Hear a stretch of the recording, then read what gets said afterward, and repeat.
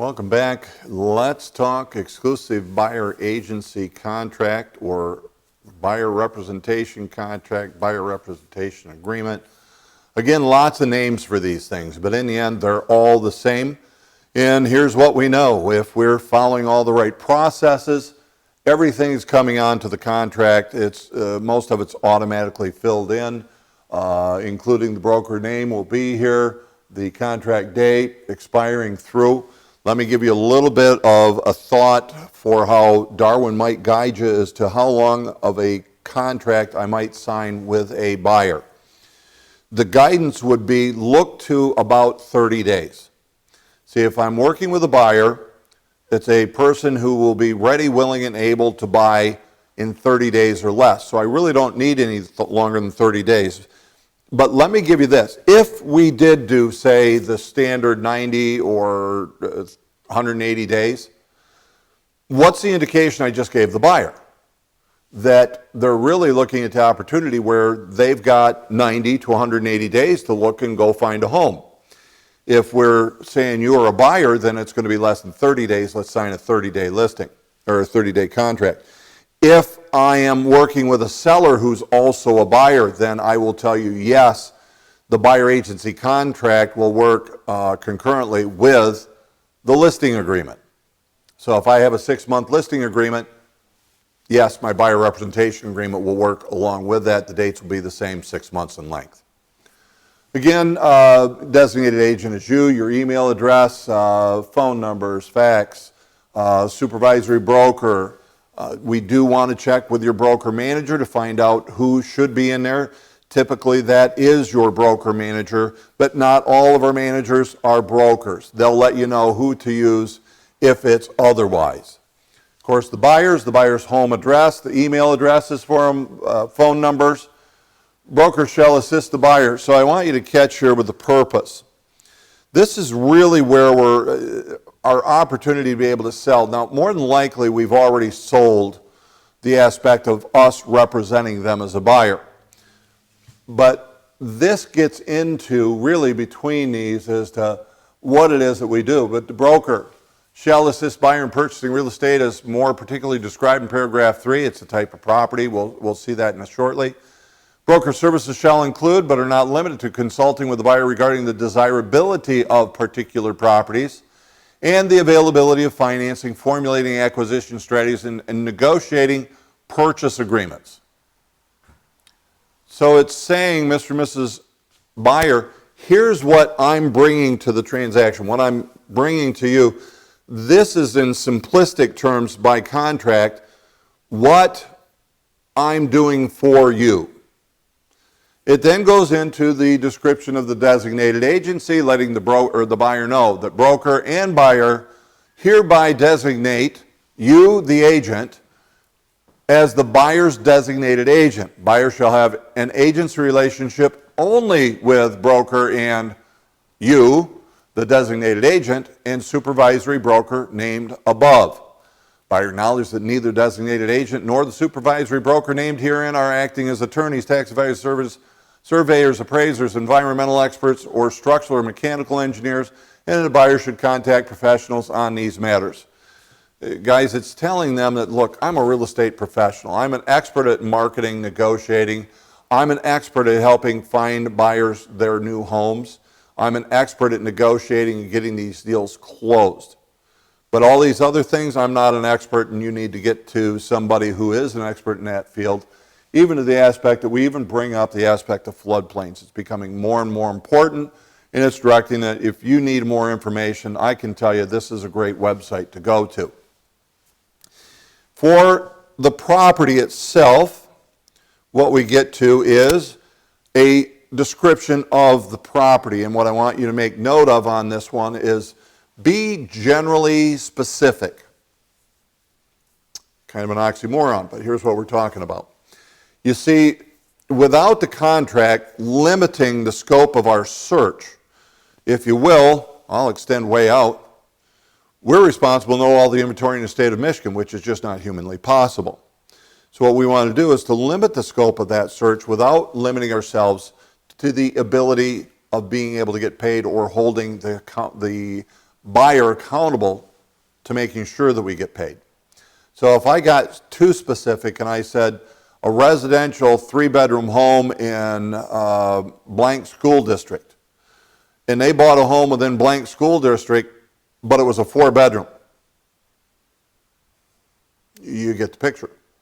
So I want to be generally specific, and I won't give you much more than to say, you know, it's a guy that works Northwest Oakland County. It could be that I'd put a residential single-family dwelling in Northwest Oakland County. Leaves it a little bit open, a little bit of, I guess we'll call it room for interpretation, yet not so specific that it would be easy for them to eliminate the responsibility of seeing that we get paid. Exclusive agent, the buyer agrees that during the term of this agreement, any and all inquiries and or negotiations on behalf of the buyer relating to the acquisition of any desired property shall be through the designated agent. You need to have conversations with them in regards to how it works with, say, a for sale by owner. If they have an interest in the for sale by owner, they need to pass that information along to you so that you can work on their behalf. And obviously that can go in a lot of other directions. Compensation of the broker, this is an important one for us. How do we get paid? So, be clear, the buyer is responsible for us getting paid $395 and 3% of the purchase price.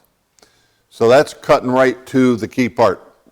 This paragraph is making them responsible to get us our compensation for the duties that we're performing on behalf of this buyer. But a very important part, because of actions that have occurred in, we'll call it late 2023, it was actually going through the year, there was a number of things that we agreed upon with many, many people in the United States as to how we should direct things and make sure people are fully informed. We're making people fully informed that the broker's fee for services rendered is not fixed, it is not controlled, or is it recommended by law, or by the MLS, or any other person who's not a party to this agreement. In consideration for the services to be performed under this agreement, buyer agrees to pay the broker as follows. And thus it gets into us finding desired property. The buyer will pay broker, guys, the buyer will pay the broker a fee of $395 and a commission equal to the 3%. And it is 3% of the purchase price. The commission is due and payable upon closing. Now, a lot of you get nervous at that point. But here's what I would tell you. Where do we normally get our compensation from? The listing broker. So we need to put the buyer's mind at ease very quickly, but also know that the commission obligation to pay for purchase agreements executed within 6 months after the expiration of other termination of this agreement, if the property acquired was presented to the buyer during the term of this agreement. I'm likening this to essentially it's the protection period that you learned back in pre-licensed trading. Okay? So, yes, $395, 3%. Yes, 6 months is what I would recommend that you put into here. But let's continue on to page 2. And here's where we're going to address the aspect of credit. Buyer will receive a credit against any amount owed pursuant to paragraph 5 above for any commission paid to the broker by the seller or the seller's listing broker. So anything that we receive from the seller or the seller's broker, if you will, the listing broker, gets credited toward the amount that they owe. So here would be a normal circumstance, preferably that we would run into. We've got a contract that says we'll get 3%. We get compensation from the listing broker of 3%. So how much then is the buyer going to pay? Well, if we go back to paragraph 5, they owe $395 and 3%. We got 3% from the listing broker. What's left over that they still owe us? The $395. But let's take a really favorable response to our commission, our compensation. Let's say that we go out and we show a property and the listing broker and the seller are offering a compensation of, well, let's go 4%. We get 4% and we got a contract that says $395 plus 3% of the purchase price. Well, here's the easy part. Here's what we know. That 3% and the $395 is easily taken care of through the 4% that we received from the listing broker. How much does the buyer owe us? Nothing. And what do we get to keep? All that remains. So we get the full 4%. And that is done through Michigan state law. So there's your credit on paragraph number 6, disclosure of the broker's role. What we're dealing with here now, again, is the disclosure and the potential of what our roles are. So, time of initial contact, the designated agent shall inform all prospective sellers and their agents that the designated agent is acting on behalf of a buyer.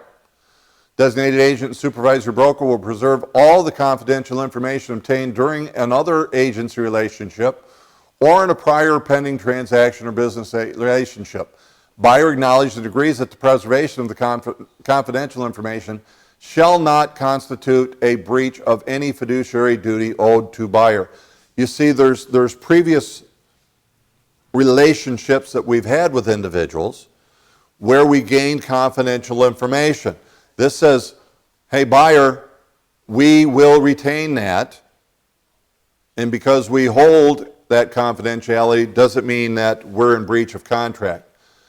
Then there's this conflict of interest when talking about buyers, and this is kind of an interesting one because I'm going to say, I look at my friend Stephen, and Stephen's working with 2 buyers. Both of these buyers have described a particular property that's very much the same in the same area, same price range. And then he comes across this listing that happens to fit both buyers. Stephen goes, oh my gosh, what do I do now? Well, listen, you've got it covered. You guys read this, but in simple terms, it says, I may have buyers. I'm going to treat all of them the same. Buyers will get to show the properties. All the buyers I see, well, even if they're the same ones, they'll get to see the property. It even says that, yep, he may end up with 2 buyers that want the same property, and he will give undivided loyalty. The only thing that gets limited to an extent is, if you will, it's almost like dual agency, confidentiality being held. Let's take a look at the conflict of interest for sellers. Let me just read this for you first. Oh.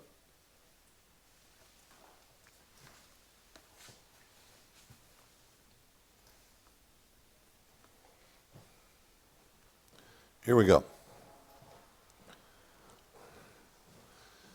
If a particular seller is represented by another designated agent within the brokerage other than the designated agent, the broker and the supervisory broker shall automatically be deemed disclosed consensual dual agents.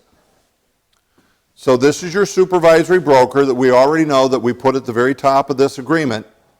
They become, because see, almost all of our companies have multiple offices. So if I have one in Shelby Township and another one in Troy, and 2 agents come together with a purchase agreement, then those supervisory brokers will become dual agents. And that's what this is simply stating. So what I'll let you know is the purchase, well, these contracts are having buyers and sellers agree in advance, allowing us to become dual agents.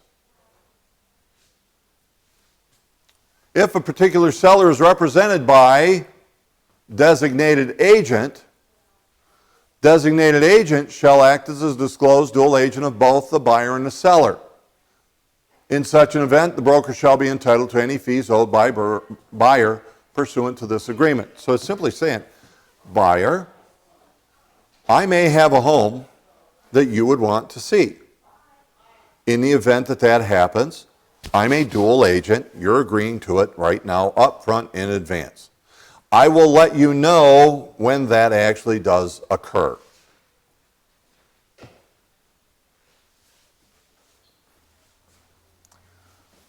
Number 10, buyer agrees to disclose to designated agent relevant personal and financial information to assure designated agent the buyer has the ability to complete any transaction which he is a part subject to this agreement. Otherwise, you're going to share with me things like, well, your pre-approval. And then it's going to say that buyer hereby grants the designated agent the authority to disclose such information as designated agent deems necessary or appropriate in order to influence the decision of a seller to accept an offer from the buyer. So they're saying that there's certain things that you can do if it helps get an offer accepted. Leasing and optioning, guys, this one is simple. Instead of having a separate contract, what this one is going to allow us to do is to make sure that it's simply transferring everything over to a lease or rent situation. So cost of services or products obtained from outside sources. Broker will not obtain or order products or services from outside services such as a survey, soil test, title reports, inspections without the prior consent of the buyer. And buyer agrees to pay for all costs of products or services that are so obtained. Indemnification, your standard indemnification agreement. It's really helping us, I'm going to say, cover our backside, for the lack of better words. Non-discrimination. Guys, we all know non-discrimination, and we will not discriminate against, well, anyone when you get down to it. Yes, there's all the protected classes, as we all know them to be: the religion, race, color, national origin, age, sex, disability, familial status, marital status, sexual orientation, or gender identity. We just don't discriminate. Everybody's money is the same. All people are the same. It doesn't matter. We're going to work with everyone. Counterparts. This agreement may be signed in any number of counterparts with the same effect as the signature of each counterpart. It's exactly what it says. I'll let you know electronic communications. It's simply saying that these are binding at that point. So if they do have anything, it will be binding if it's done through digital signatures such as Transaction Desk or Remind Docs Plus. So, along with that, let's see, condition of the property. I like this part being in here, but buyer is not relying on the designated agent to determine the suitability of any desired property for the buyer's purposes or regarding the environmental or other conditions of the desired property. They need to make their decisions and do the things they're going to do because of others or themselves that they're relying upon for information to make that decision. Limitation. Buyer and broker agree that any and all claims or lawsuits between the parties to this agreement must be filed no more than 6 months after the date of the termination of this agreement. The parties waive any statute of limitations to the contrary. Kind of like that also. Merger is just saying that any and all agreements that ever existed, they're here, they're on this one place. It's either here or it is not agreed upon. Last part that I want to make sure that you know and understand. This agreement may be canceled or revoked, but only by the mutual consent of the parties in writing. And that means the broker, your broker manager, and the buyer. That's the only way it can be broken. So let's run it from there. I think that pretty much keeps it simple. At this point, guys, it's just a matter of signatures. But we know the company name will already be in here for us, that the buyers will sign here, the date that they sign. You'll sign here as the designated agent on behalf of the brokerage and the date that you've executed the agreement. So that is the buyer representation agreement, the buyer representation contract, exclusive right to represent buyer, so on. Guys, we'll see you on another video real soon. Let's go talk to people. Let's find some of these buyers, get them under contract.